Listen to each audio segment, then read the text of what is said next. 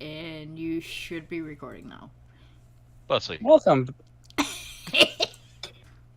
Welcome back, pussies, to Currents of War. Fabula Ultima campaign taking place in the magical world of Midgheim, which I TTUs for my various fantasies. Well, not all of them, but for a good chunk of my fantasy stories. Whenever I want that good old, cozy, vaguely medieval European fantasy feel. It's a story about the Fourth Goblin War and the attempt to stop said war by our quintet of heroes, Flavian. I don't know, why am I doing so much recap? It's the last time our heroes got to a town of Melonbury, and found the sons of the blacksmith Chrétien de Troyes, his two sons Frank and Lloyd de Troyes. Sorry, Wright and Lloyd de Troyes. They named it Frank Lloyd Wright. But also it's fun to say Lloyd de Troyes. Who are soldiers in the service of Dame Sangren, the knight who should be stationed in the town of Champagan, but is currently here in Melonbury talking with the Marquise to try and get him to, come out against the Fourth Goblin War. Unfortunately, while the Detroit boys were sympathetic to the cause, and indeed Dame Sangren seems to be, the Marquise of Melonbury would rather ally with the Goblin War, and thus not only have lighter treatment of his territory by the army, but also reap some of their spoils as they go around looting the countryside, as often was the case of nobles in these sorts of things. Luckily, who should arrive in town around that same time but Johanna Dupree and a mysterious knight in dark blue armor named Andre Melius. The pair of them brought news to the people of Melonbury about the horrors of the Goblin War that have already come to the shores of Amoragal. And together with our PC's valiant help, managed to convince most of the town that this whole Goblin War thing's probably not going to turn out well for the peasantry. To the point where a good deal of the soldiers of Melonbury have even defected and joined Dame Sangren and Sir Dunbar, one of the knights of Melonbury, to sort of try and mount a defense, even as the Marquis extended an open invitation to George Garston to invade the town. That's a lot, but it's been a couple of weeks. We now rejoin in the town of Melonbury, our heroes and their allies all together on the map. There's over here we have Johanna Dupree, Andre Melius, Dame Dunbar, Dame Sangren and Sir Dunbar. Hey, don't do that. There's somebody over here, don't worry about that. Bastard spotted. And the crowd has dispersed. Your allies are going to the visitors' quarter within the castle of Melonbury to sort of talk strategy. What do you guys wish to do? I wish to give a disclaimer to everybody watching that I am halfway drunk right now. So if I do something stupid, that's why. But other than that, I think I'm going to also congregate at the visitors' quarters.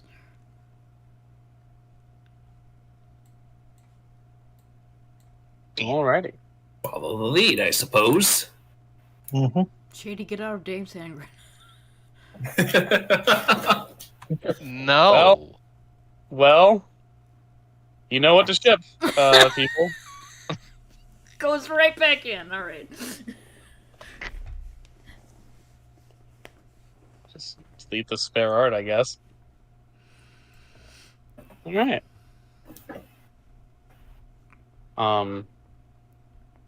Hey, Dunbar and Dame Sangren lead everyone to the sort of visitors' quarters, where nobility and their retainers are allowed to stay when visiting the town of Melonbury, and specifically the Marquis. Not that they couldn't stay in the manor, but sometimes it's nice to have your own little chateau, in addition to the main nobleman's house. And fuck, they got all these goddamn buildings in this goddamn castle. Might as well get some use out of them. Before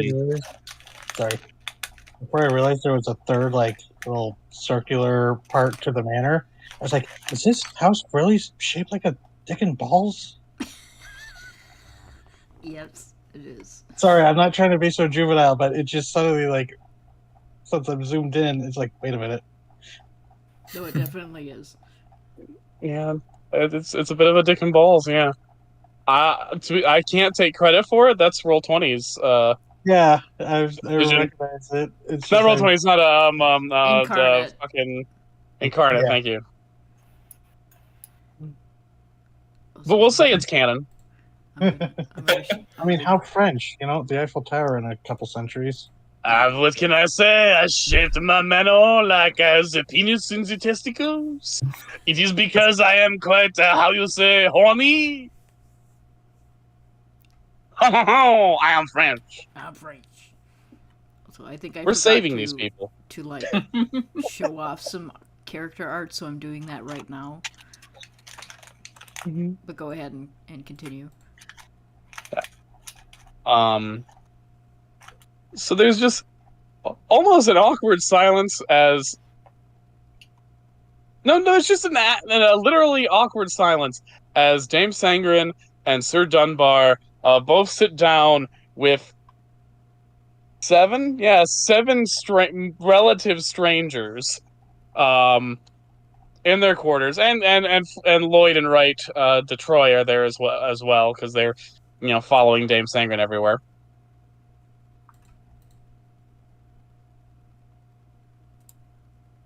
And it seems these noblemen are at a loss for words.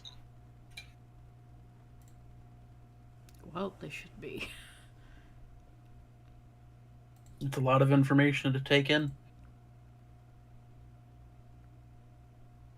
Johanna looks at you all and looks at Andre Melius and then goes, so should we talk strategy? And Dame Sangren looks at her and is like, what are you, 18? Yes.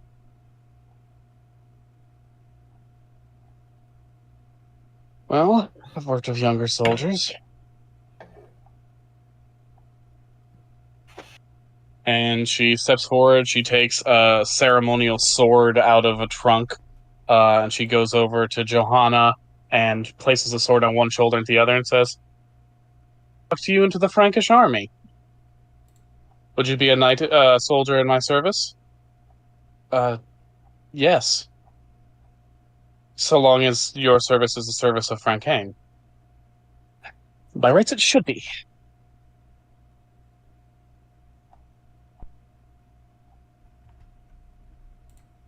So, Sir George Garson's troops have been formally invited here. I have a handful of soldiers in my command. Sir Dunbar, what about you? There are some I think I can convince to join our side. But it would still be a meager offering, I think. The Marquis will try and retain as many as he can, and I'm fairly certain the other knights will go his way.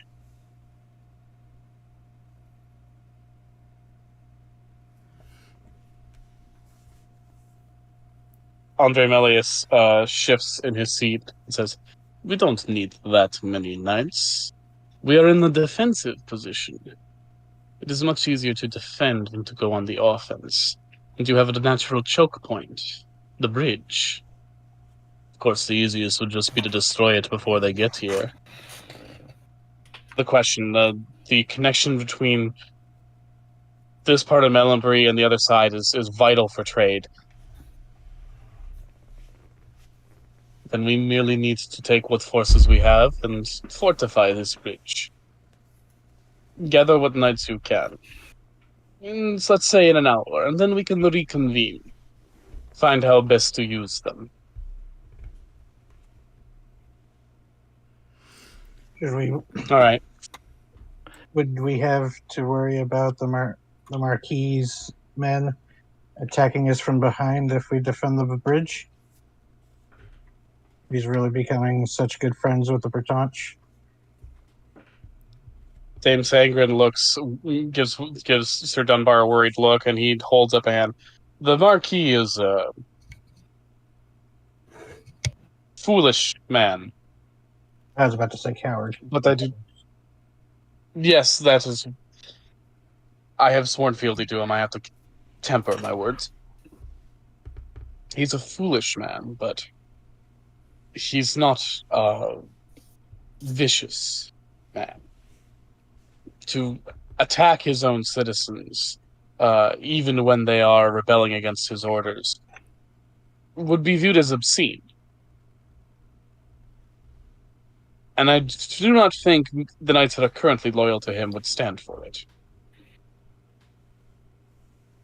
Well, that's one good thing. Well, I guess. they may be loyal to their marquis, but in the end, I think most of them are loyal to their homeland more.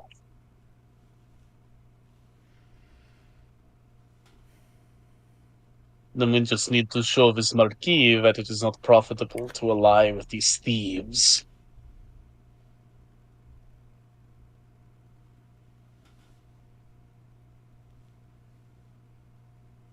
He won't get half of what he thinks he's going to get if he does this. As you talk, Dame Sangren looks at you and the rest of your merry band, sort of laser focus. It's like,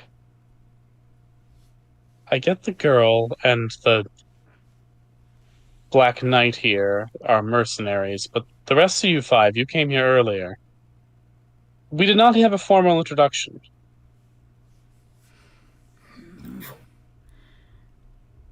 Dame Sangren, I don't like lying. What are your views on the goblinoids? She thinks for a moment. To be truthful, I have not encountered any, to my knowledge. I've heard stories, of course, but you hear stories about all sorts of things. They say there are cannibal tribes in South Mediterra and warriors who wear wolf skins to turn into beasts in Germanor. How much of this can you take true stock in? What I know is that when I was young, the Goblin War swept through this country, and my father joined up and committed his knights to it. And a good many men in my father's court lost their lives. And a good many peasants in our cities their lives, and in our kingdom.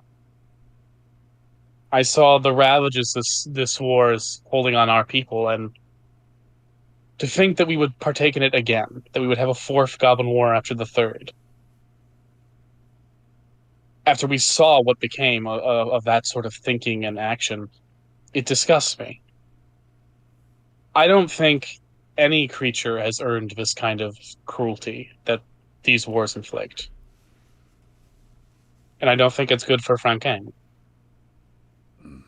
And we came from Johanna's hometown. It was burned, and the humans were laid out alongside the goblins. All of them slaughtered because we think they tried to defend their neighbors. And even your town, there was a thriving community of goblins underneath your feet. Probably your entire life that you've been there, there has been that community until recently. And you say you've never encountered them? That's because they were careful. They only want what everybody else wants, a peaceful life away from all of this.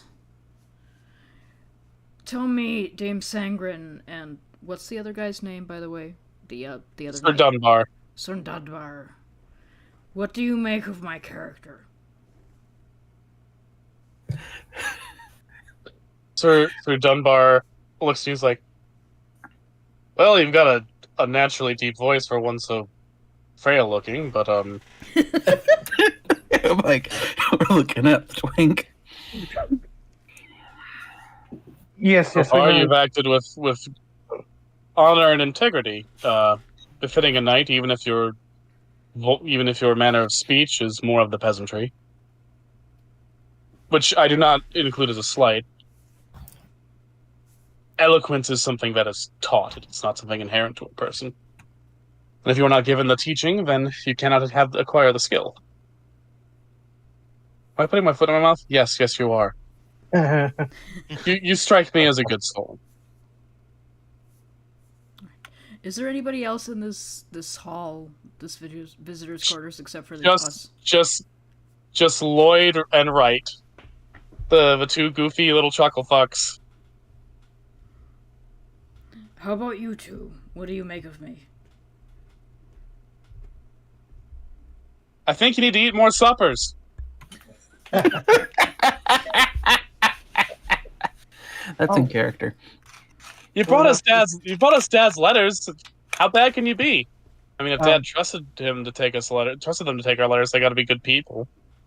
He's gonna reach up, and he's going to take off his glamour. You now take up triple the space. No, nobody else has to do this. I just want to. This is just me doing this. I'm not gonna say anything about you guys if you want to keep yourselves hidden. Oh, I'm not. Dame I'm just gonna let you do your thing. Dame Sangren's eyes go wide. Sir Dunbar gives you a scrutinizing look, and like does that thing where he sort of straightens his mustache, like, I see. And both the two young Detroit boys go, oh shit! And they briefly scramble to do something, but they don't know what it is. And then they look at Dame Sangren, and she holds up a hand and says, all right. So there's a very vested interest for you as well. And you've seen the test of my character as you've interacted with me. I don't like lying, Dame Sangren.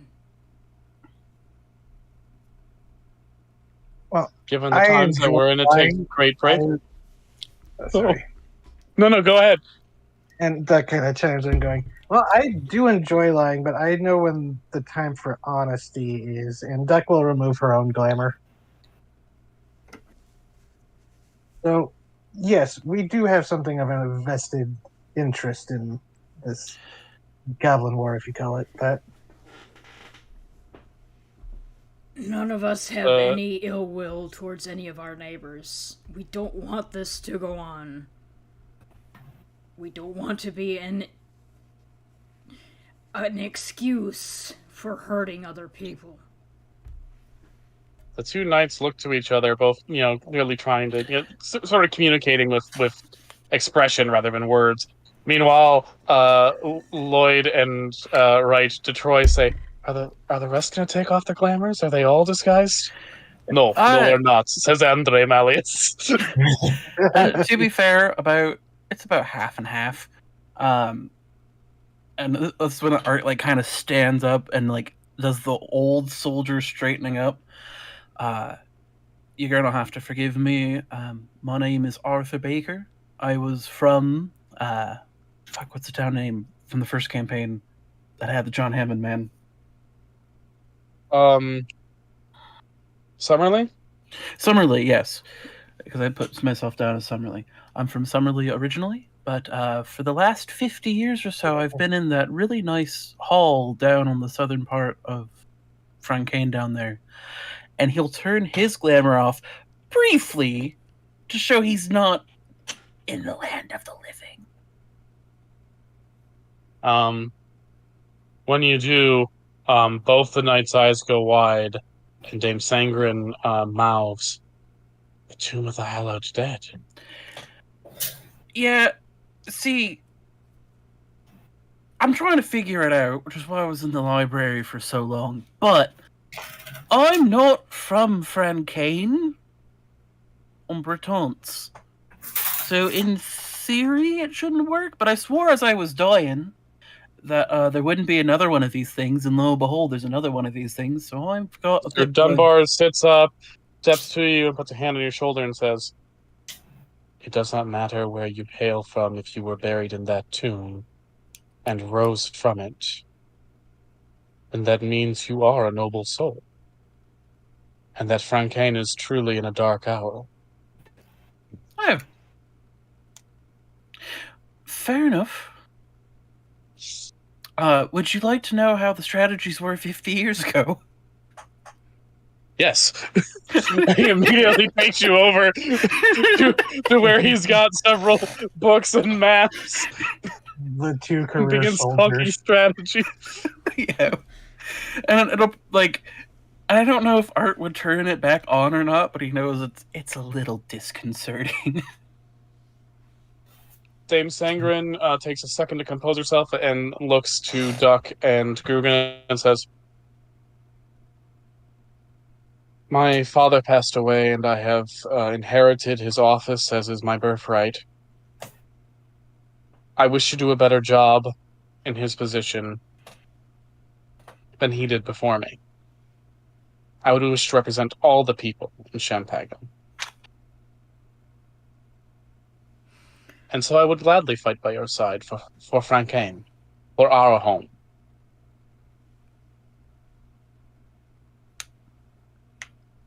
That makes you a noble soul. And he's gonna turn his glamour back on. He's like, but I scare the shit out of people, so I'm gonna keep this on. Probably smart. When right when like, do you think any of the rest of them are secret monster people? No. You don't call them. They're not monster people. They're creature people. Be polite, right? So are the others creature people? I don't know. I think the Your guy in dad green was a lot suspicious. more sensitive about that stuff, you know? Oh, shit. And they both straighten up. Yeah, we turning off their glamours. All right. So remember, Flavian's glamour gives him a mustache. So he turns it off, and now he doesn't have a mustache. It's the mustache with like a combination of a very fancy suit, so it's just. Now Flavian has no mustache.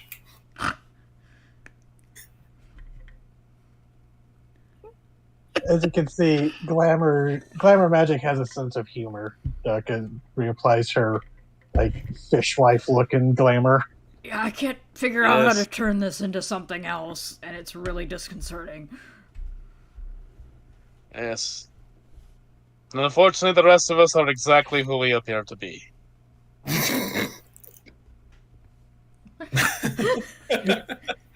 There's just a bombastic side eye. Bombastic side eye from the skeleton man doing strategy.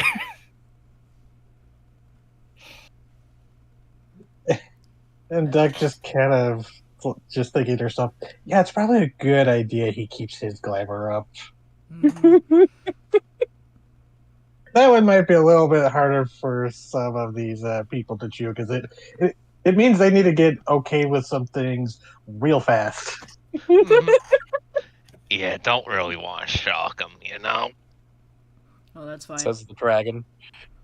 There was no pressure on anybody to follow Grugan. He just wanted to make sure that he wasn't like, lying to his allies. Yeah. Also, Duck, she doesn't like looking like a human, so she takes every excuse.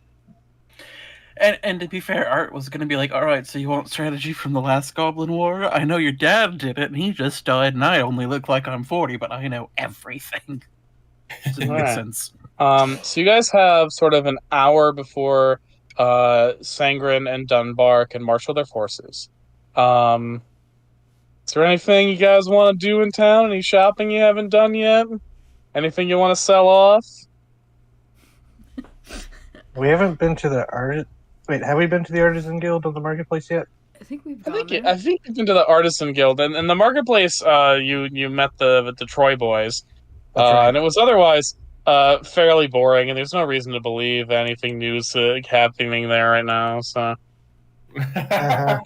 Uh We should probably go to there. Oh no. Maybe Felix, I don't know. Something's telling me I think I'm just better staying right here. We can go see your best friend, he says from across the way. Yeah, come on. And Moncher is just going to grab him, drape his arm over Flavian's shoulders, and just guide him along. Well, I guess Pierre said he did owe us money. He's supposed to be here at some point. So Ezra, Deck will catch up and be like, so Flavian, just in case we do run into your, old school chum, I don't know what your relationship with Ross is, but we really should keep our devilish buddy away from him, right? Because he has this whole thing about greedy people and swindlers. If That anything, might- you're making a strong argument for them to meet. Oh, shit. I may have approached the wrong person. Well, it'll be interesting though. But I mean, what's the odds that Ross already got here? To your great surprise, when you exit, to sort of look around and just sort of get a purview of things, see if there's anything you missed in the marketplace, and also just get a rough idea of how things look from this side of the bridge. You do notice very quickly the spectacularly gaudy outfit of Ross Weber, as the merchant wizard walks around, not sitting at a stand, not setting up shop, and in fact, looking not at merchandise to buy and then resell it at exorbitant prices, but rather for people. And when his eyes lock with you guys, or rather the pinpricks of yellow light and the giant void of shadow that serves as his head lock with you guys, those little pinpricks go wide, and he immediately rushes over and says, "Hey, it's my favorite guy and friends." Oh, what? I'm so sorry, Flavian, that I said anything. Oh, Ross. What are you doing here? Flavian. Do you mind if I have a little one-on-one, a little mano-y-mano, a little solo No. conversation? Okay. Well, let me tell you, I have had had an odd couple of days, traveling with Georgie Porgy. Seems he sort of decided to move on from Champagan, and thought I'd tag along and see what sort of little hijinks we could run into, sort of treasures, and just sort of get a measure of your dear old dad. And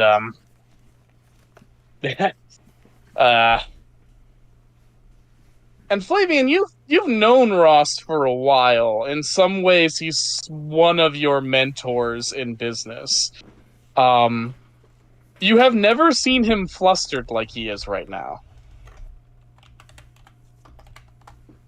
He pulls at his turtleneck and like compulsively fidgets with his bow tie, and is like, so the thing is, Flavian,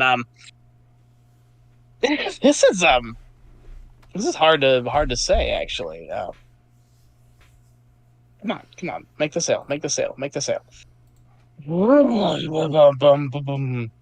So, and he puts his spindly fingers and sort of taps on your shoulder, and then sort of nervously drums on it as he continues to search for words, before finally just blurting out, "He's not your dad."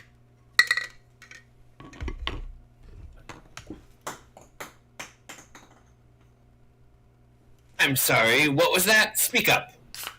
George Garson II. He's not your dad. He's not your dad. He's not your father. No biological relation between you and him. know that? As I told you, I've been with him for a couple of days, and we've been having some conversations, and he means you should be a piece of shit.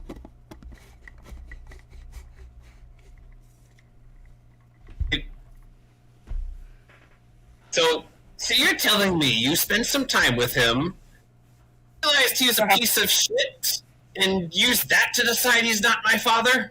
No, I queried him intensely about it because I wanted to find out that he wasn't, so I could... explaining this part actually makes me feel like kind of a piece of shit myself. The point is, I just wanted to figure it out myself just to save you some heartbreak, because, if he wasn't, you built so much about him being your dad because you're a great big dragon slayer and you're like a little, child of a single mother with, told you that your dad's a dragon slayer, and, we want to believe your mom because she's hot, but, he's not your dad. He's not your dad, though, is the thing. And also, he sucks. He sucks really bad. And, Flavian, we've got a professional relationship. I view you as sort of a apprentice who has transcended and become near equal to the master. And a rival, a friendly rival, someone who keeps me sharp and on my toes, gets me on my game, really gives me a reason to get out of the bed in the morning, and to some extent, I have a level of pride over you, and he's not your dad. He isn't your father. So, stay away from him, because he's a bad person.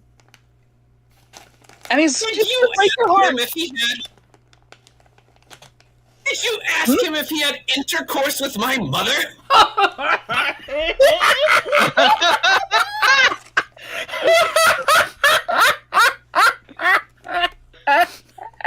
Did you fuck my mom, Garston? Duck is looking over at Moncher because they're just standing off to the side. Is like, wait, did Ross fuck his dad too? Flavian, you don't want to know how many times I've asked people that question. But yes. I don't know how to feel about Ross right now. But he's not my... I mean, I guess there wasn't much of a resemblance, but... Yeah. And you know what? Fuck him, right? Because you can do better. Look at how you built yourself up. Come on. You don't need his legacy. You don't need to follow in that asshole's footsteps. You got your own legacy. Maple Samurai, you can't do this. What did he do? Also, he sucks. I don't know, George 2 seems like he'd be the selfish type in bed.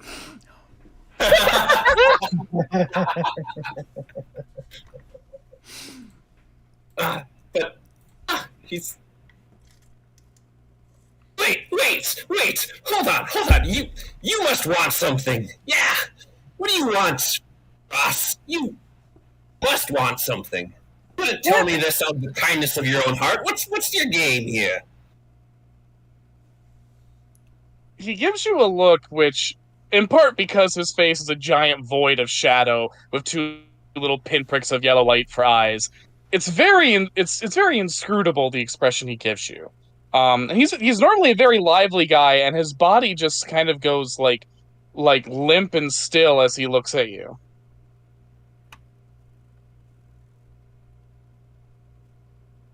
And he looks away and says, "Well, that hurts my feelings. Don't you think that there has to be an angle? I understand that I taught you that you should always have an angle and everything, so I guess I can see where this is coming from. But that hurts. I can't just be looking out for a friend."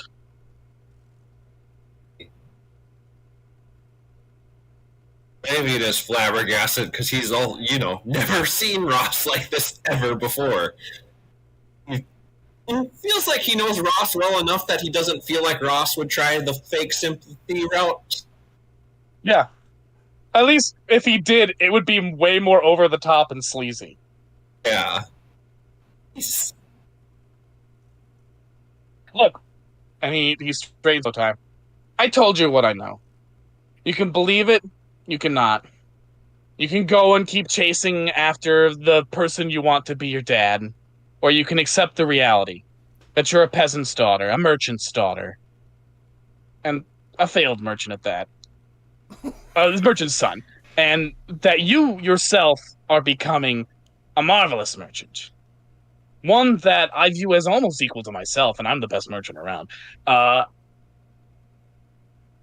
Or you can just keep chasing the stream. You can just keep chasing after being the son of a dragon slayer and having a great heroic destiny and see where that brings you. Because I'm going to tell you, heroism is not what's coming down that bridge. What's coming is war. And if you excuse me, as a person who's always got an angle, I need to go find some profit because it seems I've just wasted a whole shitload of time. And then Ross poofs away. Wow, Flavian, way to be a dick. What just happened? And yes, you do get a fabulous point. You did encounter a villain. I don't understand. Jack is equally confused. He's... What? So many things. Well, I guess the first thing we should know... Well, they're marching on this way. Let's be concerned about that right now. And I'm going to take Ross at his word that at the very least, Garston's coming to slaughter everything he can.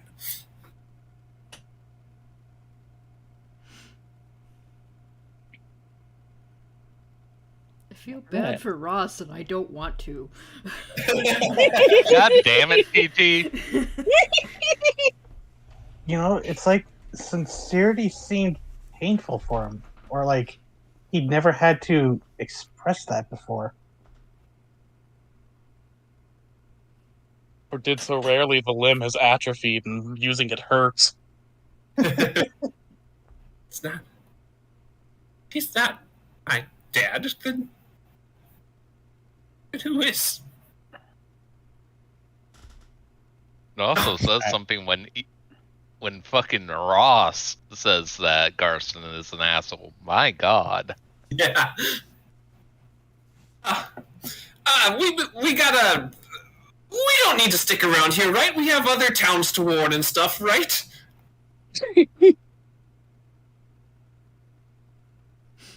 Yeah, they have it handled here. Surely they won't side with them now, and yeah, right? Do you really want to risk it?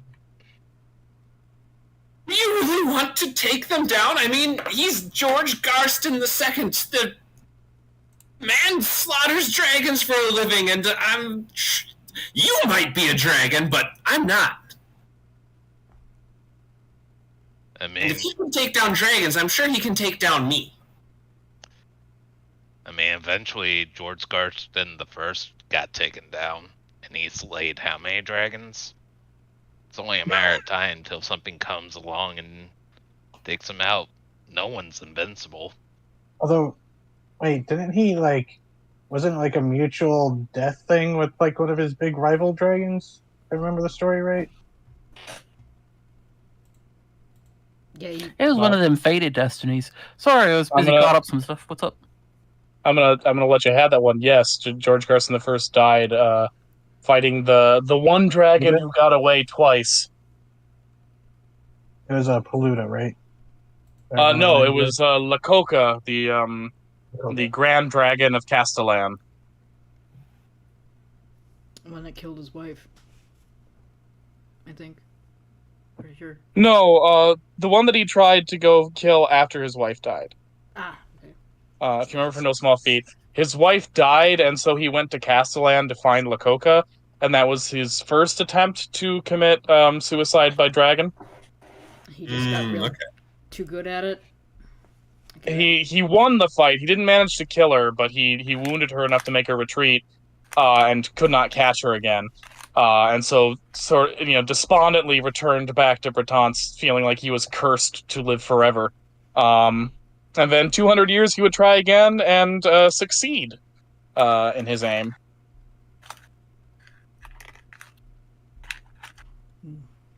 And during those 200 years, he met some friends, right? Or was Met that some- after? he met some.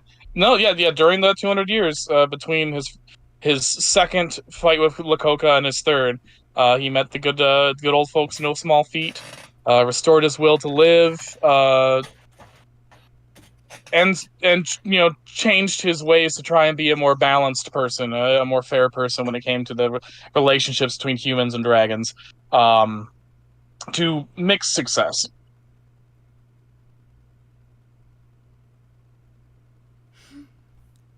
All right. Are there any other little character interactions we'd like to get to underway before we get into the ship?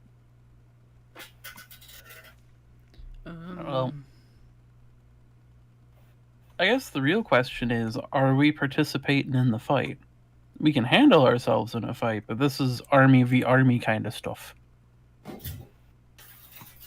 there's But the more thing- towns that is- to reach. That is true. I will explain how things are going to go in the fight in a second. But first, I want to know: are there any character interactions we'd like to have? Anyone you want to talk to before we get into the shit? Grugan is gonna go up to Johanna. Mm-hmm. He's gonna go, I'm glad to see you're okay. She nods.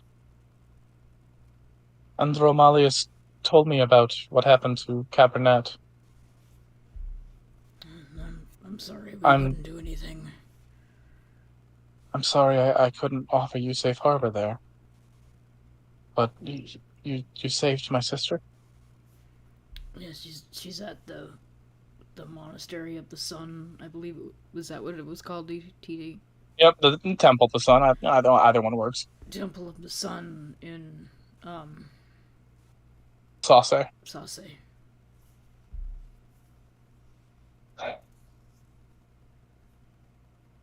When we've driven out to Bretonche, I'm going to go back there, and I'm going to make sure she's okay. And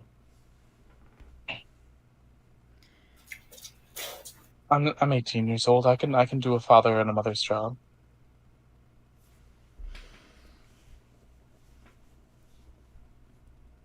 I think you'll both be alright.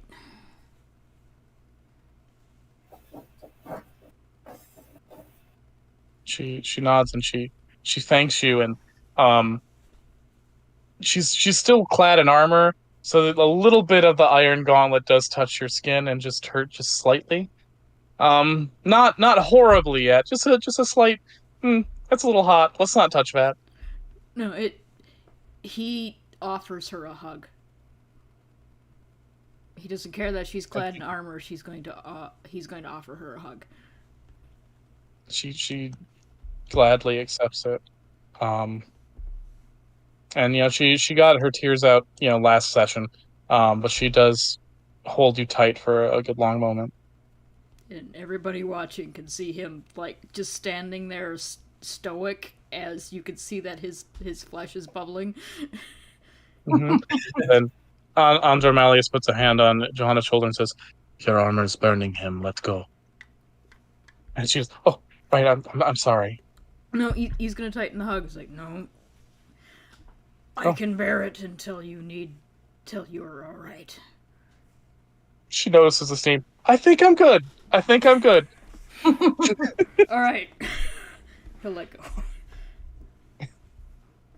Andre gives a chuckle. Oh, warrior's pride. I have no warrior's pride. Not anymore. Only the compassion to know that sometimes people need a hug.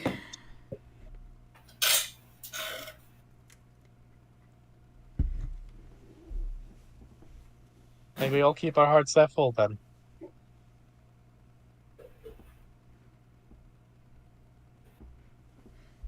Right, that was mine. Yeah, I think honestly, I'm good. I got the Yep. hey, would you like to know how the enemy side works from somebody who used to be on the enemy side and has no loyalty anymore? Here you go. Hell yeah. All right. Then are we ready to get into the shit? Speak now or forever hold your peace. Yes. It's time to dumpster dive. All right, let's get into the shit. Oh boy. Okay. All right. So, here are your forces. You are defending this side of the bridge, the side that all these fuckers are on. You can try to go over to the other side, but it won't go well for you. So you're gonna want to hold the line here. On this side.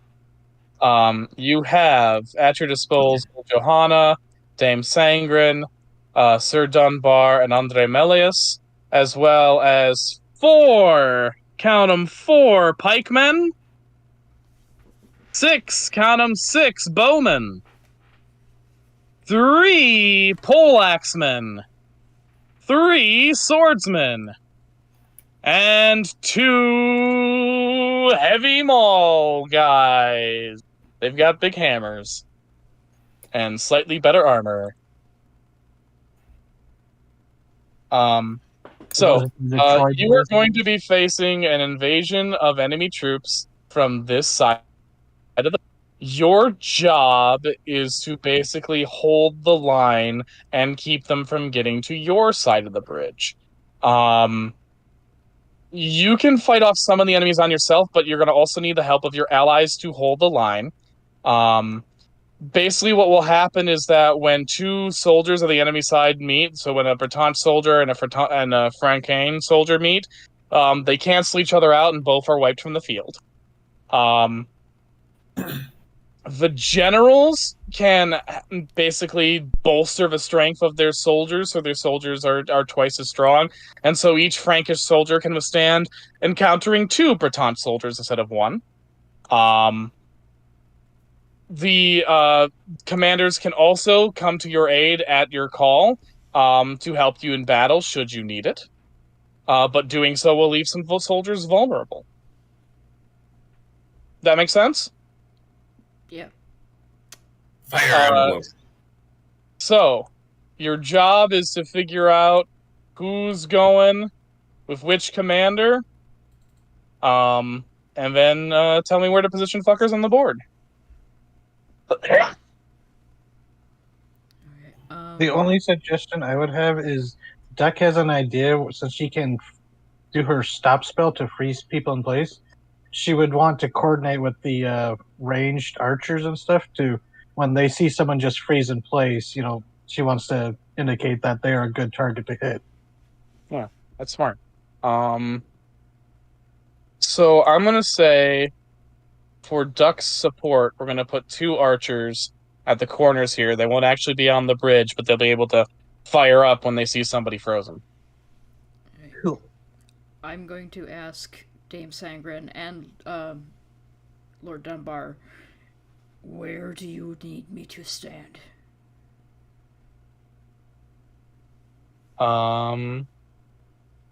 It's a good question. I'm going to say mechanically it makes best for you guys to be right on the front lines. Like,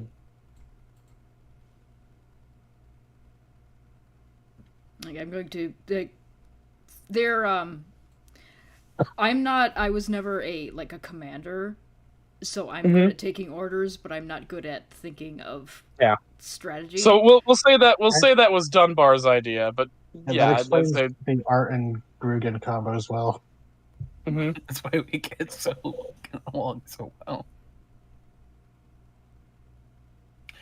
So what I'm thinking, we want to have layered walls, per se. Mm-hmm.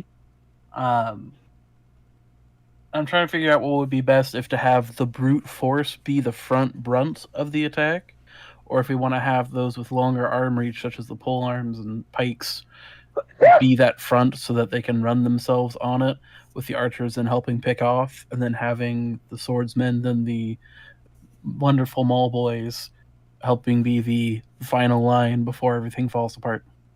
Yeah, generally you want the people with reach out in front so they can do as much damage before the enemy line advances as possible, and then have the more melee focused weapons like swords and mauls come in the middle, with archers in the back so they're the most well protected. Yes. That's my loose understanding of medieval tactics. Pretty much, yeah. Yeah, so these other 4 archers should be like right here in a Yep. line. 'Cause then they can fire down the bridge as needed. And then we put these lovely fellas here, like here, and a little line across. Sir Dunbar and Dame Sangren are going to suggest having some pikers in front. Oh, the pikers in the front? Yeah. Yeah.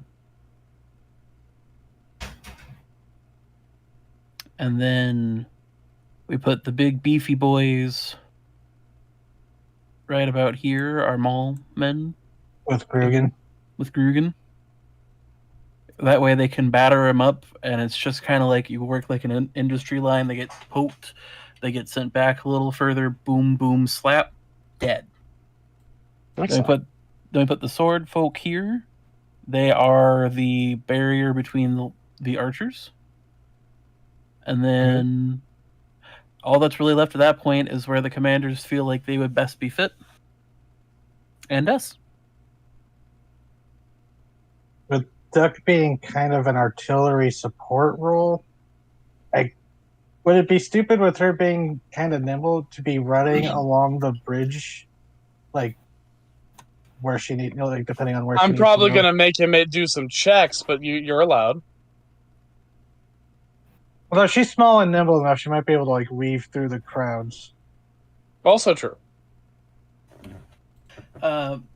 Personally, I would say, Moncher, you get right up there with Grugan. Okay. If not a little more forward, because you do like slapping things up close and personal. Yeah, and you're not going to be able to rely on your flying, I think, if we're keeping the illusion. Mm-hmm. And mechanically, the benefits would still hit, but story-wise, yes. And then I think Flavian should be in Although the back that- here with me. I think that would be kind of like a morale thing. It's like, hey, your army is led by a dragon slayer. The dragons are joining our side to fight back. Mm-hmm. That's up to. But- That's up to yeah, that- Moncher. Yeah, that might be something cool for like later on, though. Yeah, I'll wait until the right moment. Also, And then, it's yeah. it's just kind of really funny that Grugan's glamour is a twink because he has that humongous axe. Yeah, That's some intimidation It's- factor. he's a twig with an Speaking- axe where the handle is as big as Speaking his- of Fire Emblem, though, I feel like that's like a trope in Fire Emblem of like the really tiny character with the huge fucking axe. Yeah. Okay. We like how this looks? This looks I pretty like how it looks. defensible. Arch, why am I right here? Well, you have a good shot, like the archers there in the back. But your other things you do need a little more up close and personal. So if, like, our guys need support, we gotta go run up and help them. But you guys better not need support. You'll do fine, Flavian. Here I was, just trying to start. I had an idea to start a new perfume line. Well, this will be a good example to learn of smells you never want to smell again. Trust me on this. I can still remember my first big battle. He doesn't even have a nose anymore. Yeah. Never fought over a bridge before, though. That's a new one. Alright. You guys have your permissions? Garson, your positions? Garson is coming tomorrow. Before we fully get into the shit, you may have an interlude. Okay. So rest, restore everything up to full if it's if anything got lost, any points were lost or whatever. Add to any bonds you would like, and when we are done, we're gonna get right into the shit. I'm going to jokingly add a bond of confusion to Ross's thing. Bond of what the fuck? I'm going to add affection to Johanna because she's doing fantastic. Young girls growing up so fast. Equipment that I forgot about. I'm going to actually add admiration to Flavian, because he doesn't need to be here, but he is. This is true. Let's see. I'm going to add.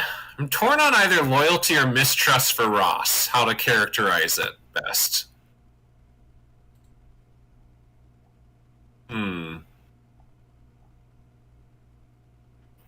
She's like somewhere in between, really. Mm-hmm. Flip a coin. Yeah. I feel like that's an appropriate way to determine feelings on a. That is so Flavian too. It's loyalty. All right, so he is accepting Ross at his word. He still wants to know more, but Would you like to know more? But it's a subscription service. he's Ross just at a would. loss that Ross would do such a thing. All of y'all are getting a bond of admiration from Moncher Aw, you're finally building them. because y'all are crazy enough to fight against George Garston II. He still doesn't trust you, but he admires you. You've got who's fuck, kid. The way I admire Nick Cage. Crazy bastard. Did Duck try talking to Andromalius? Unless anyone wants You can if you'd like to. No, absolutely. Go ahead. So she tried to find out what it was like he was on his own because she hasn't really brought this up to anyone, and she goes, "You mind if we talked a moment? Got a question you might know something about." Not at all. Ask away. What do you know about curses?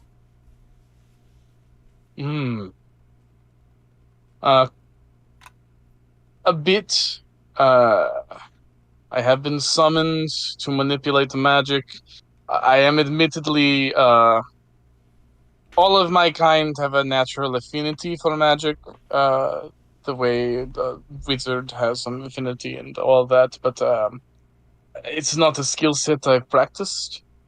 When someone wants me to inflict pain and suffering, I generally just do it with a sword. But I can do a curse if I'm pressed to it. Same as I can tell the future if I'm pressed to it. I already had someone do that, so I'll press you on that one. You have curse? I'm starting to believe the person when they said they put one on me, so yeah. Yes, no, I'm looking. I can see it now. Oh, he's really stupid. What? So this person is mad that You you can tried to tell about the curse steal. just by looking at me? Yes, I told you my kind have a natural affinity for such things. The person who puts this curse on you, he's angry because you steal something from him, or rather you tried to steal something from him, but he catch you, and you cannot steal it. And now since he believes it is beyond your power, he has made it that you will suffer increasing luck. Horrible misfortunes that will aim not just at you, but at your allies first and foremost. however many you have. I'm starting to really think it might be true, considering how many places I've left around Frankane, And the way to stave off this curse is to succeed where you once failed, which the person who planted it clearly does not expect you to be able to do. Not when your misfortune is likely to drive good allies away from your side. and especially since that's back in the fairylands. Like it's like scratching your head in frustration. What was it you were trying to steal? Does Duck know? Because it was kind of like a shady heist thing. I don't know if she was the ones in the know. You were. It was the necklace of some fucking swan prince. Right. It was a piece of jewelry, some kind of heirloom. Well, if you wish to be rid of this curse, you must steal it back. Succeed where you once failed. Prove that you are capable of getting one over on this feathery fuck. Going up on top of the Wheel of Fortune. Very right.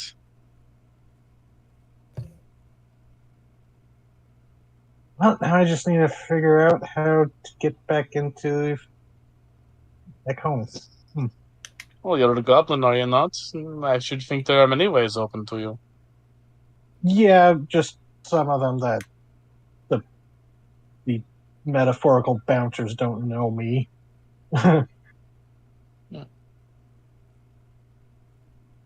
Well, The curse was I'm also cursed in a different way of just exile, because I failed my lord, and then they took that as an insult against their pride. So, well, Andromalius' face is mostly hidden by his helm, but occasionally you get flickers of his glowing eyes beneath it.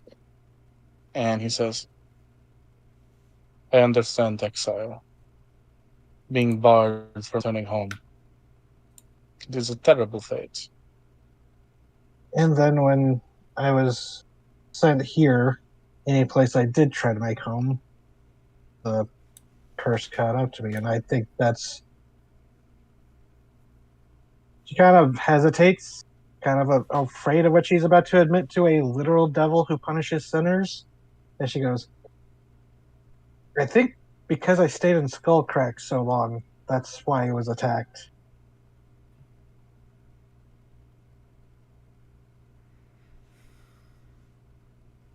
He looks at you with sympathy. That's I when know I what really it started is. to believe in the curse. I know what it is to feel like your presence is a burden on others. I am not in the habit of helping thieves, little duck. But if I can find this necklace for you or some way to it, I shall pass the information along. I appreciate that. Thank you. You should find a home while you're still able to.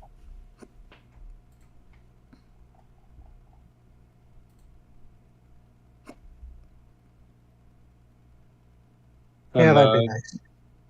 the dark-clad knight nods in sympathy with your situation. Thank you. That does help. And give me a way forward. What a wonderful thing to have. Well, at the moment, I think we have the rest of us have a pretty big torch to follow through this darkness, kind of gesturing to Johanna wherever she's at. Yes. I like that one. She revels in punishing thieves.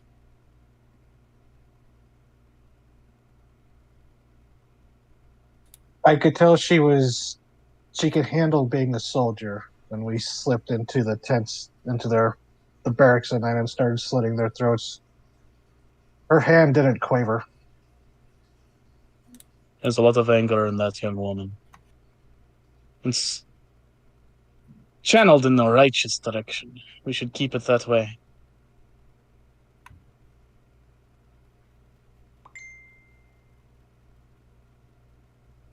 She reminds me of some people I used to know. Back home? In the first home, yes. Oh. The one I can't return to. Yeah, I think it takes a moment for Doug to like remember the fall deal. Well, and again, you might not have a perfect understanding of that. Yeah. Devils are pretty secretive, and angels even more so. Okay, so Doug would just be more like, oh, so you do know what it means to be in exile. Yeah. No.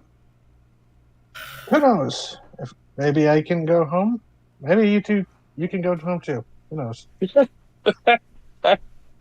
No. There are some pits you fall into, but they're too deep to climb out of. No. But you are mortal yet. Your climbing is not yet done. Well, I'd say you'd have a better chance getting out of a pit. You're the one who actually has wings. I'm just named after something that flies. Give it time. We could find something that helps you. I've heard that breastplates that make one float are fairly common.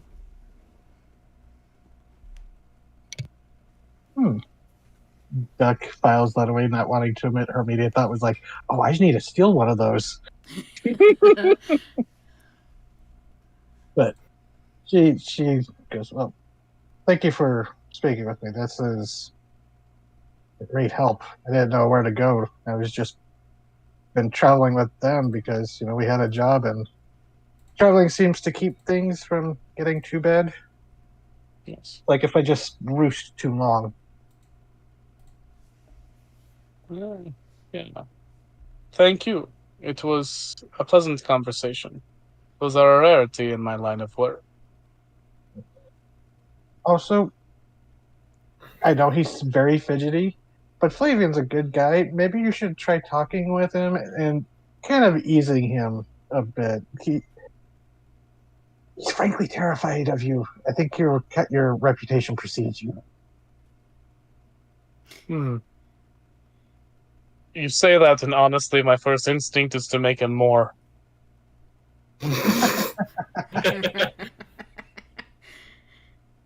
It's a nature of the beast, I suppose. I see weakness and I want to pounce on it in some respect. I mean, who knows? I don't know his proclivities. Humans are odd, so maybe he'd be into that. I mean, you look at the man, and you can just see that when he's frightened, he's going to be hilarious to watch. The thing is, he is actually very surprisingly effective under pressure. I think it's his fear that actually fuels his his effectiveness. I shall make sure to scare the shit out of him on the battlefield. Duck just internally, I may have made a mistake, but let's see what happens. I think that's a good wrap up for that. Yeah. So, Yep. Don't want to take up too much time. Good button for that bit. I am going to add him as a bond, though. Mhm. Admiration, I think. Nice solid bond. All right. Anyone else doing bonds, doing work? Yeah, I didn't mean to take up time. Sorry. No, you're fine. You're allowed. I want to allow for character moments. Yeah, I don't really Go have on. anything else. Going twice? All right. To the shit, then.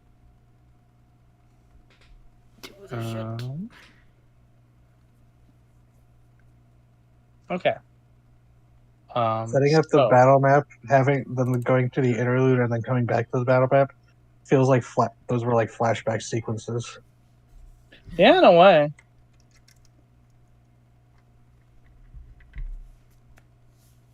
No, stop that. What music do Can't you do it. have for this bridge, by the way, TT?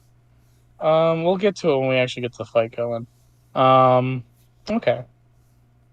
a herald arrives, a few hours after daybreak the next day, and says that the army has been sighted, and you guys immediately get into formation. Well, not immediately, but like you get into formation well before they arrive.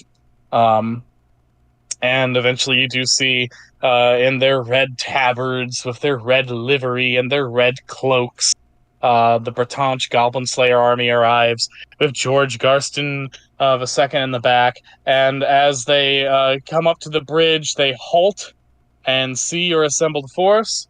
And George Garston, from his well-defended position in the middle of the pack, says, "Oh, an odd sort of welcome party on behalf of the Marquis, but I'll take it. I am General George Garston II of the Bretonch United Goblin Slayer Army, here to cleanse your town and country of filthy, fair folk vermin."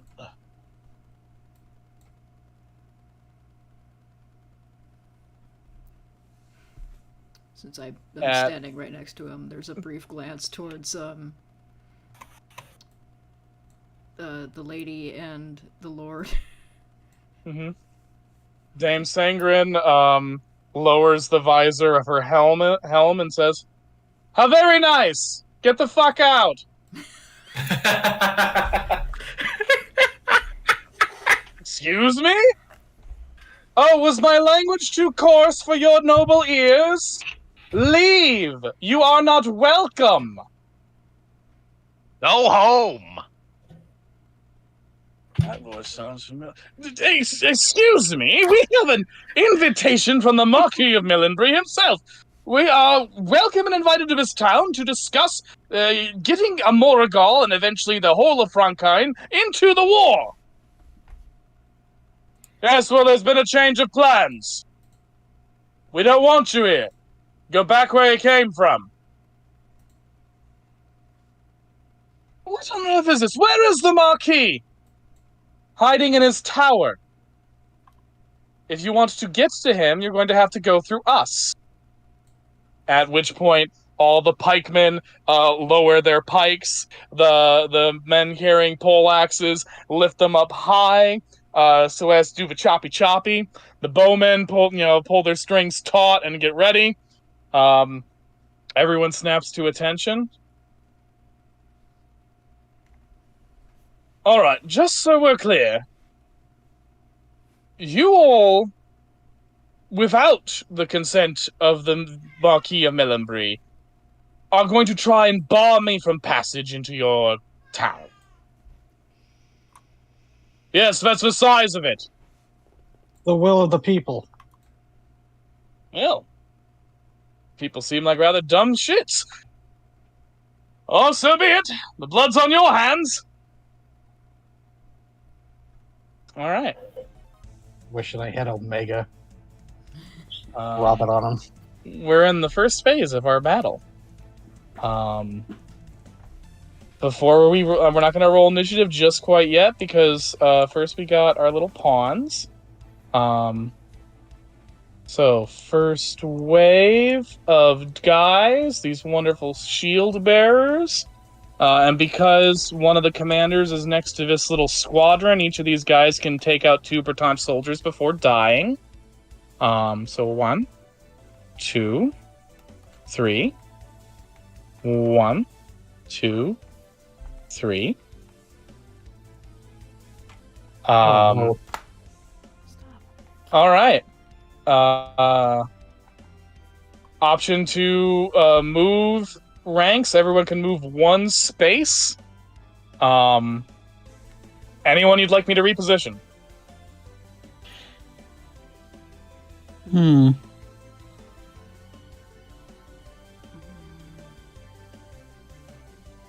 Can these 2 here move about here? Yeah, I'll allow it.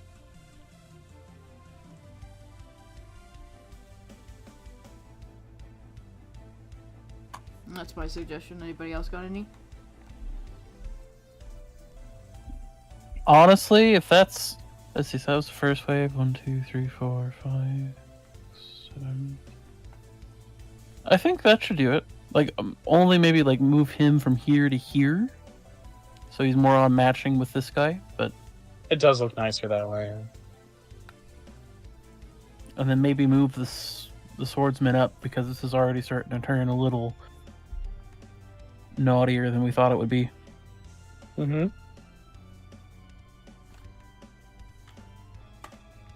Deck's waiting for the order to unleash an artillery strike. Well, they haven't quite gotten far enough yet. All right, next round.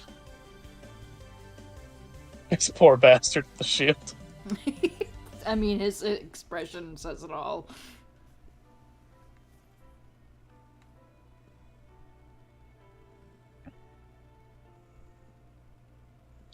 It's a little bit going against the rules I set forward, but fuck it, looks nice.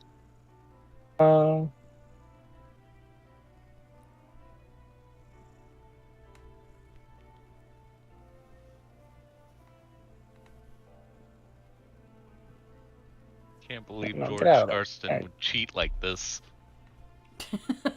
Who would think? Okay, that's the round. Back to your guys's. You can move.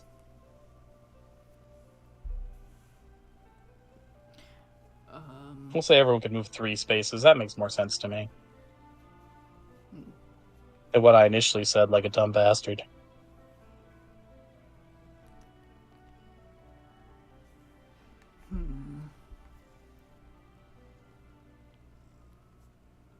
I kind of like where we are right now. We're very defensive. Hold tight. Yep. Kind of turtled, almost in the shape of a turtle. I do want to say They- something if I can. I'm gonna like raise my voice and go. The currents of war as they are. You know as well as I do that this battle is going to go one way or the other. But I hold no grudge. I'm gonna try to like, you know, it's not an intimidation, but it's like, I'm not here to kill you. You can leave if you want. Get on, you gravelly voiced youth! It'll be a shame when we spill your blood! Advance! God.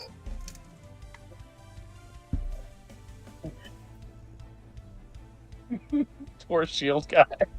That guy's expression says it all, like I said before. Yeah, he saw what happened to the rest of his fellows. Can we use like our spells and abilities yet? Once they get to you and you actually get into a fight, yes. Oh, I mean, if you I got think an I'm ability waiting. that I will say this: if you have an ability that like makes sense long range, I would allow you to do it on your turn. oh yeah, because I stayed back because I'm artillery. Yeah. With magic. Okay. She's gonna cast stop. Yeah, I was gonna try to stop them as they were coming, or at least someone. Right. Okay. Go ahead, roll that beautiful bean footage. Right.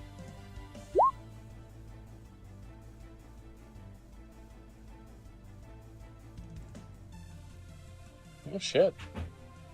It says one creature, but we've let me do like groups of them, but I don't know how it'll work on this. I'll let you stop this guy, Shieldy.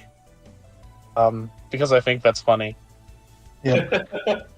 And I was trying to think like stop the person that was like in the very front of the charge, so like it would slow them up a bit. But Mhm. And then you've got our bowman here. And you said that when one of them stops, they're supposed to fire?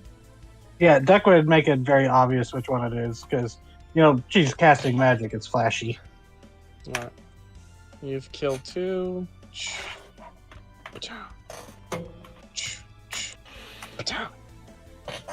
Alright. We've lost our pikes. Not the pikes! The pikers are dead. Alright. This is their turn. They still took out a lot of guys. All things considered.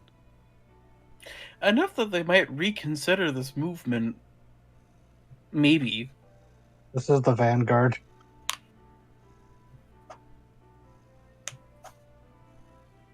They came here to fuck with the French, and there's nothing the British love better than that. True. All right. They move into position. Your turn. So I'm going to spend 10 MP.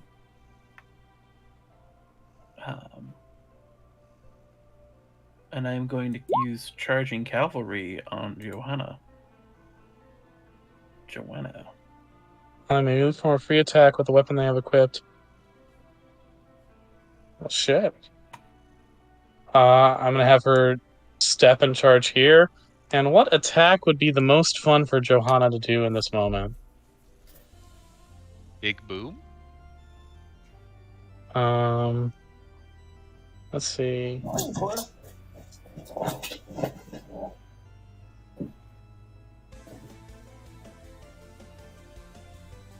Okay. She's gonna do Blade Storm and do multi.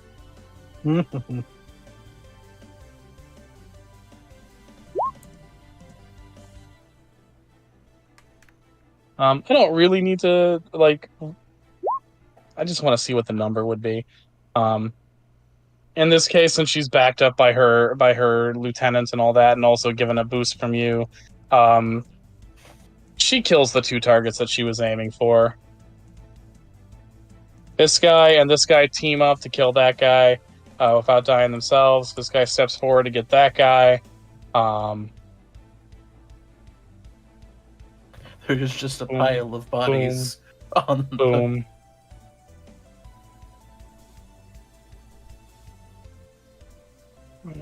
Yeah, that looks nice to me. Hey, stop that. Oh.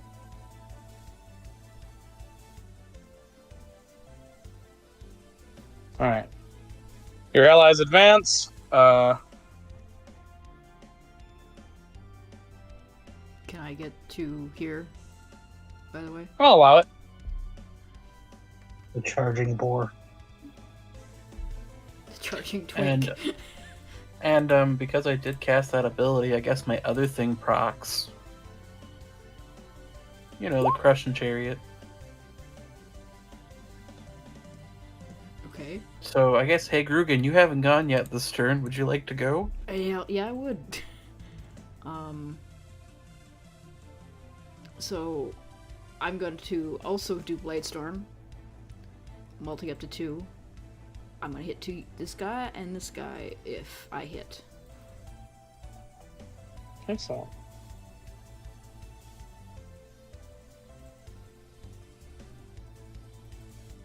Dang.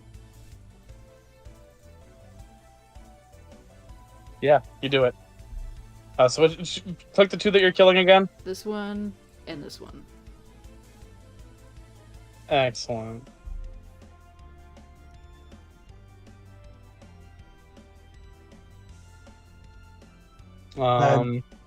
Deep voiced youth is a monster. Yeah, does he say anything about that one? Everyone's kind of in the shit right now, so there's not as many quips as you might like. That's fair. Yeah, that's some like William Wallace shit. Wait, no, William Wallace was a giant. Never mind. Okay. Anyone else able to get in and start killing people? Would I be able to move, like, up here? Absolutely, you can fucking fly, man. Fuck yeah. Flavor Okay. is you jumping over all of their shoulders. Yeah, fucking anime running, hopping over. And I'm going to use my Castblade Tail. Oof. That hits, don't worry. Okay, I'm gonna attack this and that. Those 2. These 2? This guy and this guy? I'm just gonna kill them. Alright. Wrong player, William, jeez. Yeah. Alright. That's 2 dead guys. As you break ranks.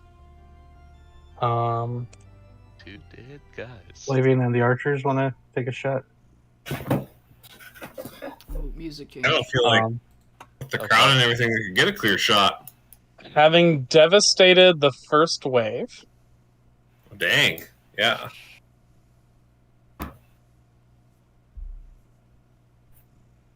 the second wave arrives. And more importantly, George Garston steps forward. The 2 soldiers at his beck and call, immediately standing back. And as he comes forward, sword drawn, he is immediately met by a hot-headed young woman charging into the fray.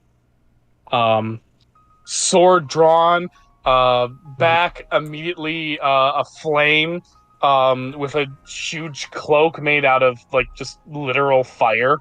Her sword, blazing with fury, slashes and hacks at George Garston, who parries the blows with his shield and sword, before actually sheathing his sword and simply reaching out and grabbing her by the throat. Oh, look at you! A little Frankish paragon just come into your power, eh? And he starts squeezing. Too bad for you, I've been at this for literal centuries. Can we react?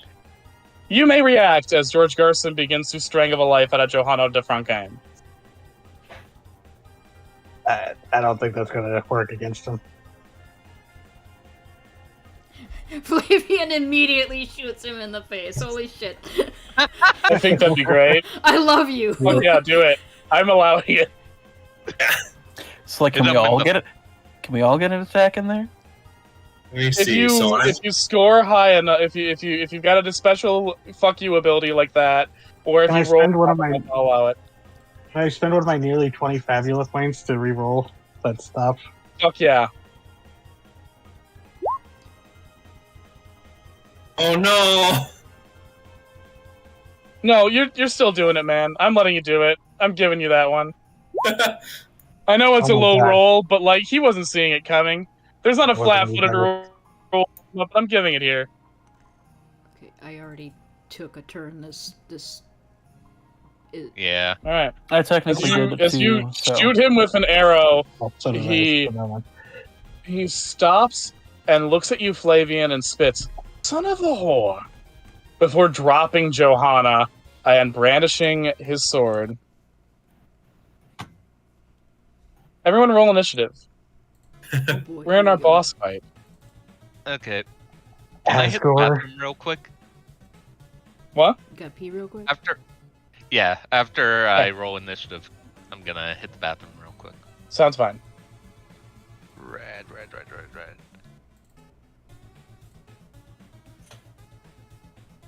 Alright, BRB.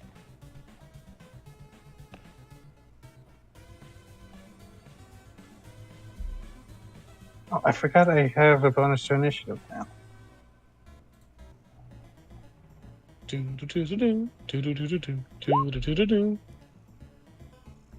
George rolled like ass.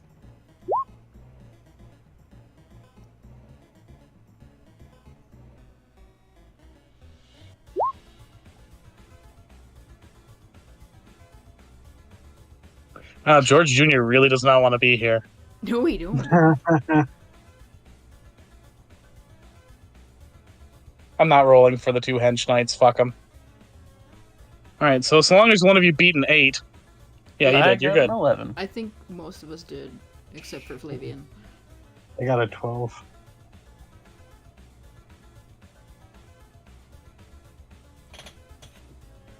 Alright, Don't put her sideways.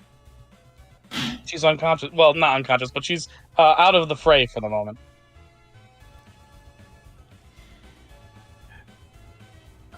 I know we're waiting for Shady to come back, but, Art, would you like to do your crushing chariot? Because I have a thing to do. Oh, yes. I would love to drop another 10 MP to let you do that. So, We use charging high-speed. cavalry. as well. Yeah, hit him with high speed first, because... Actually, don't hit him with high speed first. Shit, it doesn't work that way, does it? Fuck. So what I'm doing, I'm going to hit him with breach. I'm going to break Ooh, his fuck that. armor. Okay. And back. What I missed. Back a little strategizing. Okay. Grugan has asked Art to do his thing, but Flavian has to do high speed first, I think. Yep. And he's just gonna shoot again. Another arrow. Especially after that son of a horror comment. Yeah.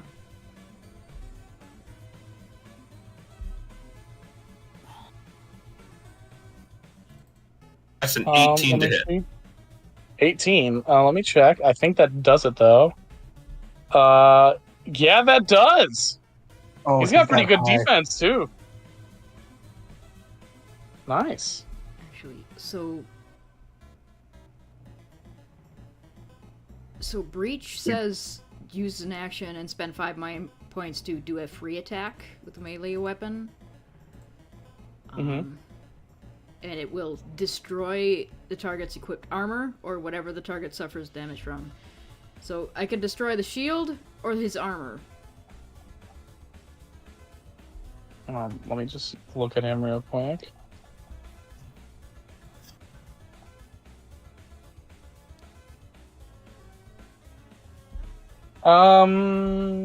Well, it's up to you.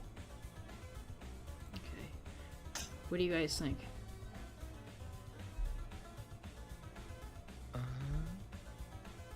Oh, I we think must it's have more won. embarrassing.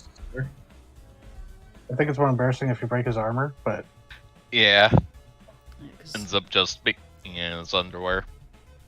So it's the armor would be the most beneficial because while the shield gives a buff, it's not as big of a buff as the armor.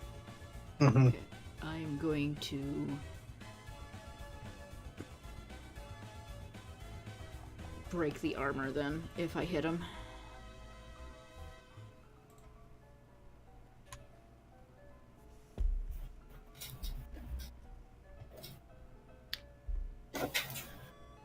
So you get a bonus of 3 from If you get a bonus charging of cavalry, 3, which is 18. then that hits. Okay, so his armor, you watch Grugan swing his axe back and then deliberately smack it down where the armor is, like, attached to each other, like all the buckles and things, and you watch it part and clatter to the ground. Well, shit. And then, because that's technically my turn, Crushing Chariot goes, Hey, Moncher! Fuck yeah. He's naked. Eat him. He naked. Alright, alright. Equipment. Let's go. Let's try bashing. Does that actually hit with his armor gone?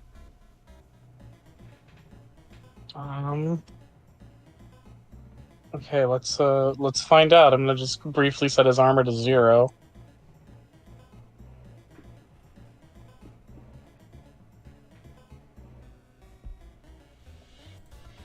Yeah.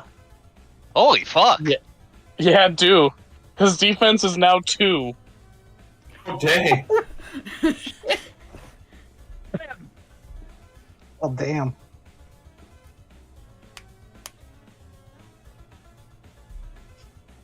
You have fucked him over quite severely. Question. Yeah? Would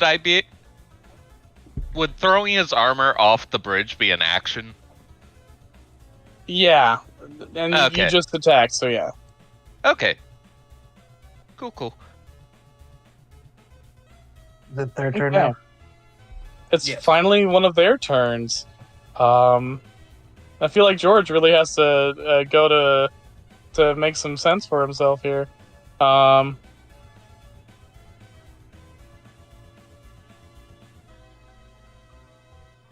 because it's just two dudes. One of them's a twink. What if It the doesn't twink- make sense.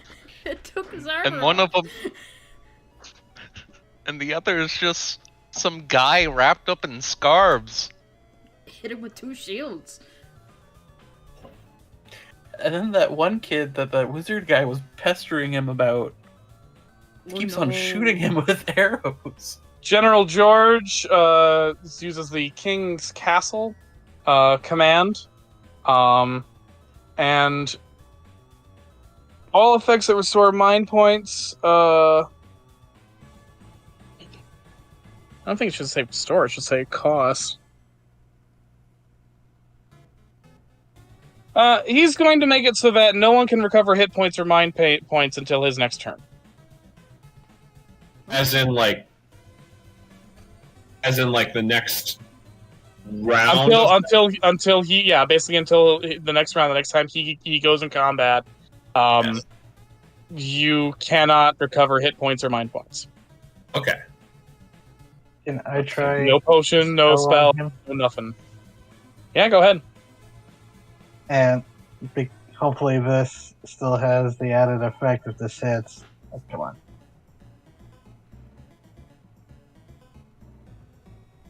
Targeting Big George.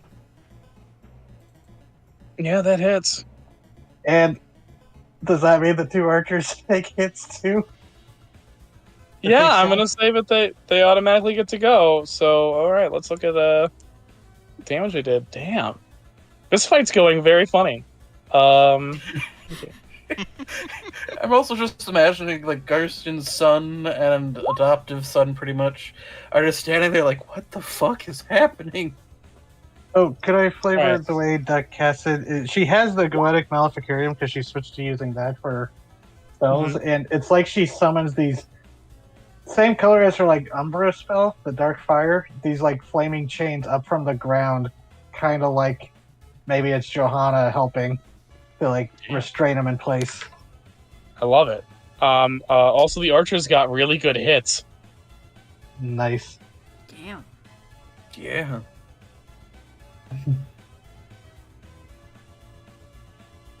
All right. Oh, man. Well, Bruno Gressley doesn't like that you're defeating his master in combat. Gonna do any weird shit? Nah, I think he's just gonna try to hit somebody. He's gonna go for the twink because the twink looks like an easy kill. Come on, motherfucker. That doesn't hit me. Oh, does He that looks trigger surprised. a counter attack? That's an even number. That's an even number. Whap! Holy shit!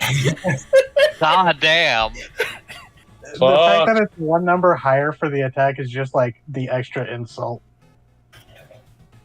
All right. Damn. Very palpable hit.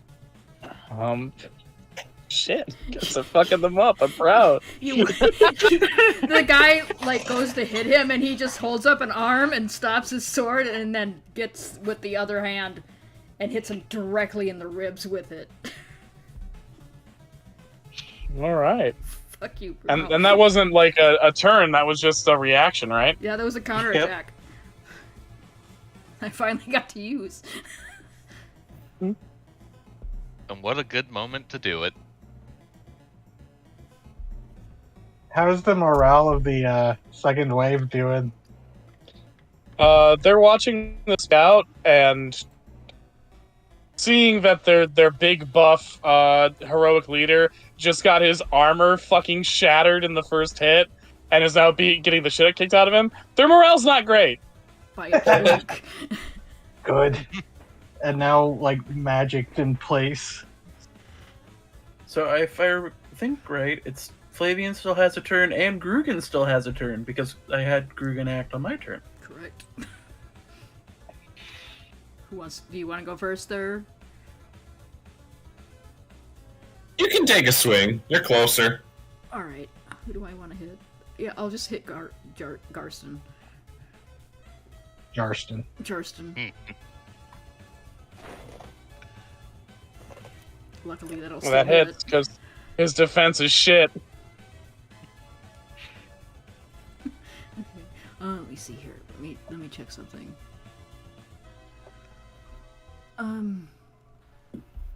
Yeah, this. Shit, I already used my action. I should have done that before. Yeah, I'll just take the hit and I'll hit him. I'll try this next time.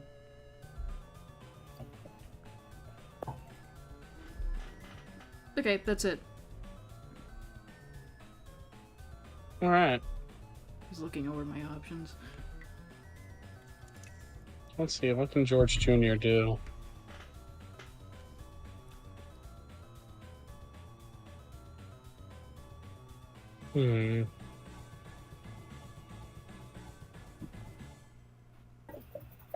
What? George Jr. steps up. Takes his turn to do a little bit of analysis. Looks at you, Moncher, and says, "Father, I don't know why, but that's a dragon with a glamour." Goddamn Wait, you have paragons. magic sight? That's bullshit! Long line of dragon slayers, buddy. And that's his turn. All right. I was saving this stuff for perfume, but here goes. I'm going to use my alchemy skill, so I roll 2 d20s. Mm-hmm. All right, and now I get to pick how I want those effects to play out. So I'm going to do... Let's see.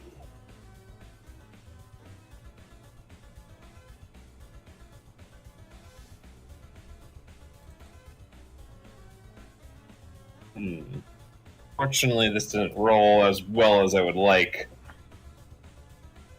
That's okay.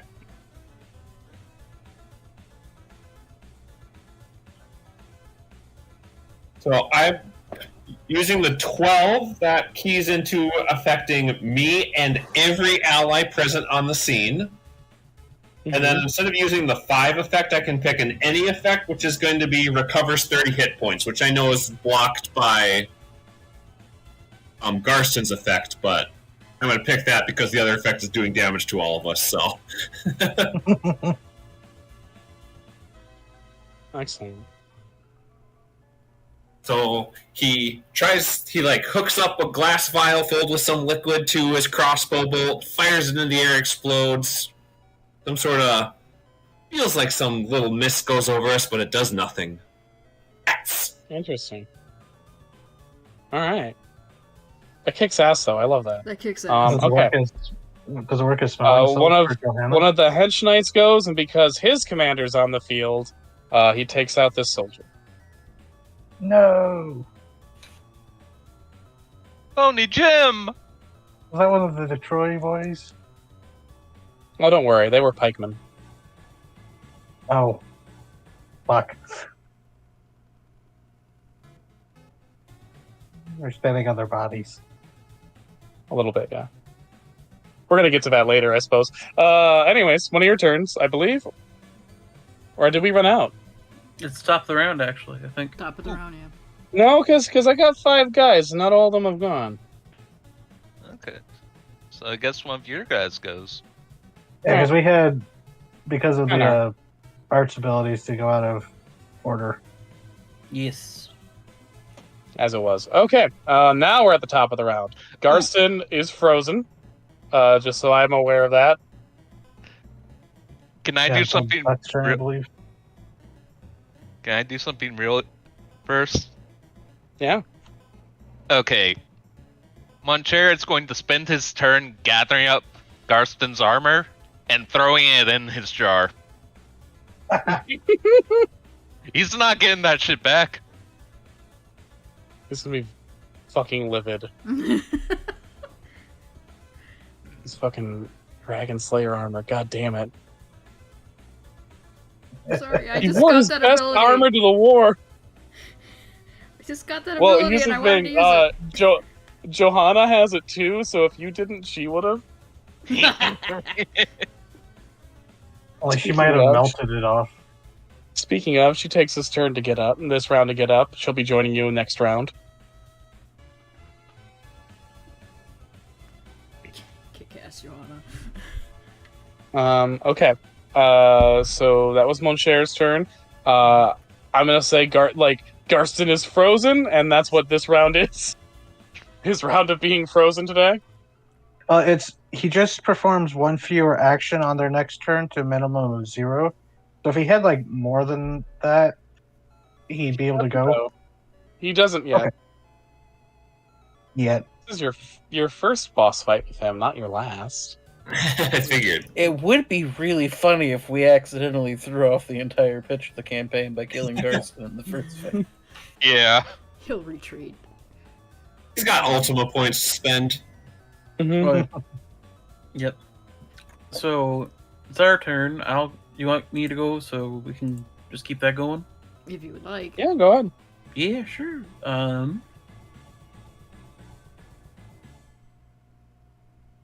Let's see.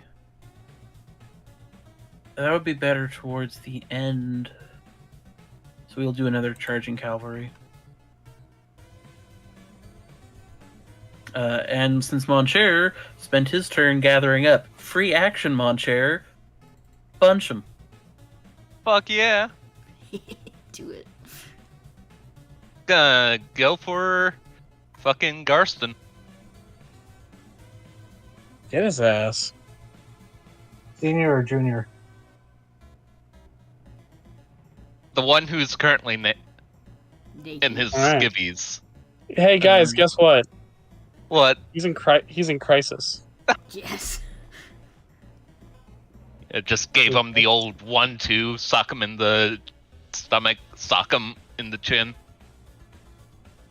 And with that, we'll use the Crushing Chariot to give Grugan a turn, because this is a free opportunity to hit Mr. Garston. It sure is. So I'm going to actually use Bladestorm. I'm going to hit Garston and what's his face? Brunar. Brunar. I can't remember. You know, when we Discount get to his arc, you'll probably remember him a bit better. Probably. For now, he's just discount. Yeah. Damn. That hits. That was another breach, was it? Okay, thank God.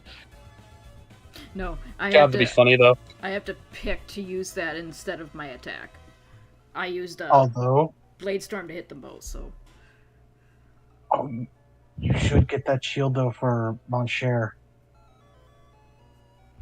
well, I mean, Johanna has breach.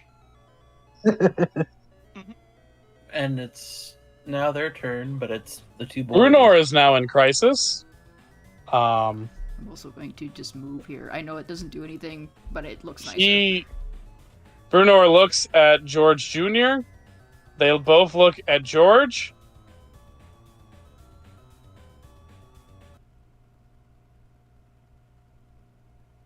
And immediately grab their boss and quit the field of battle. As Johanna stands up, the rest of the army advances. And I gotta say, well played, gang. That was fucking decisive. Why can't I touch my little guys? Why aren't they? Can still I on the touch DM my layer? little What's going on? guys? Where's my little guys? Are they? Nope. Okay. Let's undo that. What? Everyone's My little just like, guys. I just "Whoa." wanna, why can't I get rid of these little guys? What the fuck? Are they on a strange layer? I'm trying to see. Okay, they're on the light layer. Are they in the gym layer? Like, no. Are they on the map? Okay, well, I layer? guess they're here forever. I guess. But pretend they're not. Pretend they're not. We're just gonna. They're gone now. Okay. Well, anyways, I guess what I should say is, congrats! You managed to win that battle even without your 4 big allies coming into the fray. Fucking magnificent work there. We got good at teamwork. Mhm. Teamwork makes the dream work. As you stand, 1, 2, 3, 4, 5, 11 soldiers have survived under your command alongside the commanders. That's very good. The Bretonch army flees in the direction of Champagan, clearly deciding to reconvene where they have a bit more of a foothold. So, And Melonbury is saved. can I make a case for these two being the boys instead of the dead pikemen, because we did so well on that? Oh, I would like to let you do that. We can spend I a really family would. point to justify it. That's what they're for. I have so many fabula points.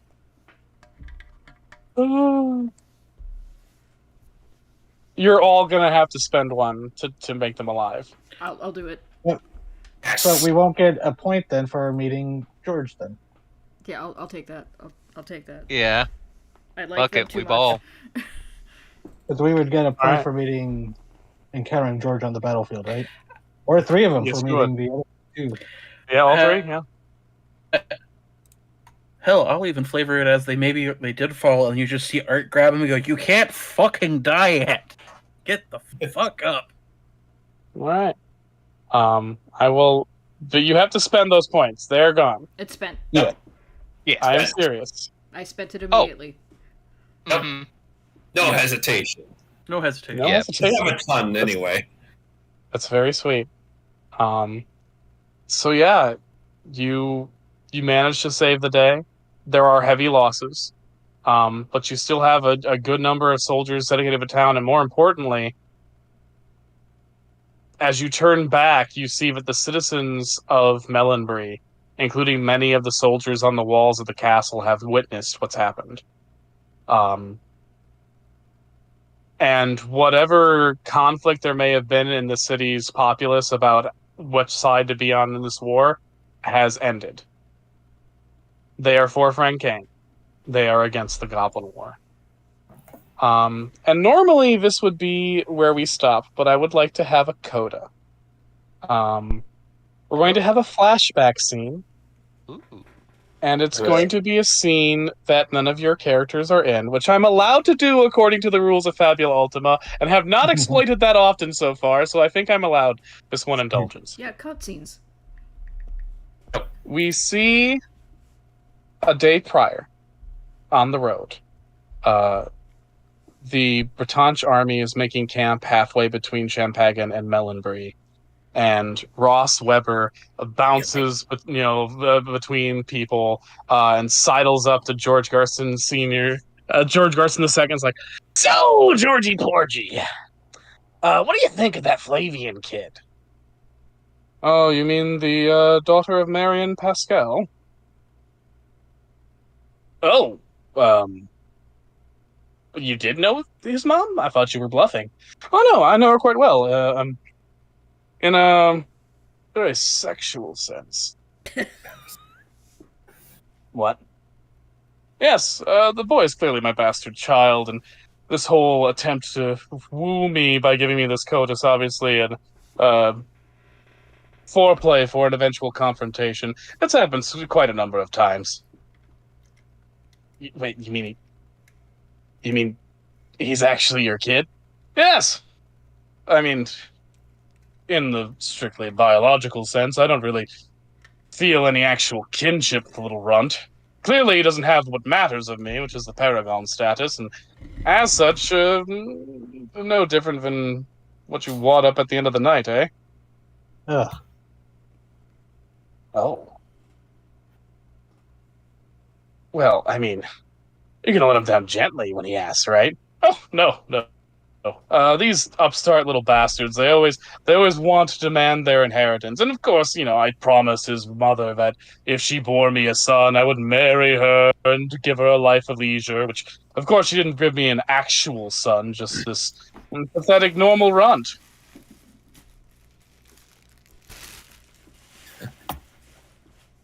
Oh. Yeah, so when he finally does force the confrontation, I'll just be sure to really rub it in that he is not any son of mine, and nor will he ever be.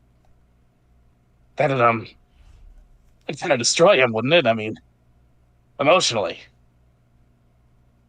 Am I supposed to care? He's a commoner, peasant. Well, I'm gonna go. I've got some business to attend to, actually, so you hang tight, George and Corgi, and if I find some good wares, I'm gonna see you. Okay, bye! And Ross Weber poofs away, while George Garson III, having over this whole conversation, gets a troubled look. He's never met any of his brothers before. And that's where we're ending this night's session of Currents of War. Damn.